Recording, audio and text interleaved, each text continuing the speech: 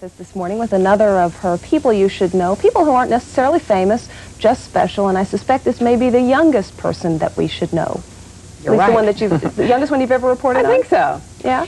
Mary Rodas is a vice president of a new company in New York, and if her story reminds you of the movie Big, you're right, except in this story, the heroine doesn't get younger. She didn't have to. When the countries control large areas of territory beyond their borders, we say they have an empire. Sitting in her 8th grade class at St. Joseph and Michael's School in Union City, New Jersey, Mary Rodas looks like an ordinary kid. Pops, I'm on the phone. On the phone at home with rock music, Nintendo, and homework going on at the same time, she sounds like an ordinary kid.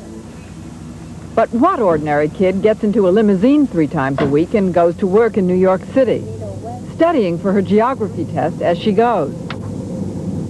And what 14-year-old has an office like this?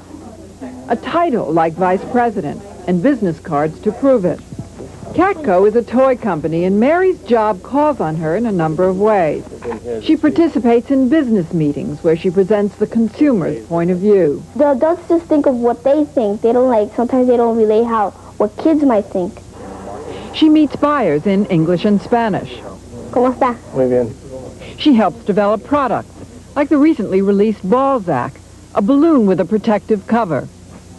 The inventor says that Mary's contribution to Balzac was major. She knew the teenagers were getting very much into fluorescence, and she pushed to have it done in fluorescent colors. She wanted the packaging bright. She came up with things like putting rice inside to make it like a rattle for children. Now, where did you get an idea like that, to put rice in a balloon? Just to make it unusual. Mary also came up with the unusual idea of putting coins inside the balloon. Say we put the coins here and here, or some in the bottom. It's not going to go straight to the person you're hitting the target at. What's so good about that? Is that you don't know where the ball's going to land. A little mystery. Yep. How do you figure out what kids like? I'm a kid. Good exercise. And as a kid, Mary has access to other kids. Her classmates often spend recess test marketing for Catco. Well, I'm just asking you, which do you like the most? The balls or Okay. Mary's career got going when she was about 8 years old. Her father is the assistant superintendent in Dawn Spector's building. And when Mary was in the 3rd grade, Spector gave her a toy to take to school. I remember the incident because when she came back and she said, I said, how did they like the product? And they said, well, it really wasn't the right product for my class and age group, so I took it to an older class, and they liked it a lot. And that was the first time I realized that she really had a good feel for demographics, even though at that time she certainly didn't know what the word meant. Mary's mother died recently, and her father works long hours, so the toy company and the people who run it have become like a second family. And Mary's efforts for the company do not go unrewarded. Catco is putting Mary through high school, where she's an A student, and they'll pay for her college education, too. In addition, they've given her stocks, which she follows each day in the Wall Street Journal. Hershey, Disney, General Electric. Good old General Electric. 1, 2, 3, go. Good. When she grows up, Mary says she wants to be a psychiatrist. Meanwhile, the demands of life as a toy executive continue.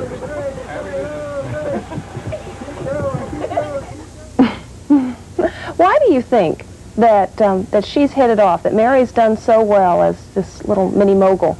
Good question. One reason is that this is not a kid with a self-esteem problem.